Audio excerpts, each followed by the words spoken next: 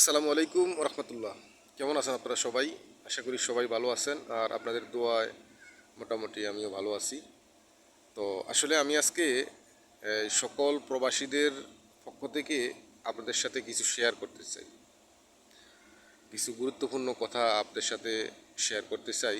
যদি আপনার মূল্যবান সময় হাতে থেকে থাকে তাহলে অবশ্যই আমাকে একটু সময় দিয়ে সহযোগিতা করবেন, আর বেশি বেশি করে আমার এই ভিডিওটা শেয়ার দিয়ে দিবেন। তো এবার মূল কথায় আসি। আসলে আমার এই সামান্য লাইফে আমি আসলে অনেক সরকারি দেখলাম, অনেক সরকারি আসলো গেল। আসলে আমাদের প্রবাসীরা কোনো সরকারের কাছ থেকে আজ পর্যন্ত মানে কোনো সাপোর্ট পায় নাই, এবং কোনো ধরনের কোনো কিছু পায় নাই।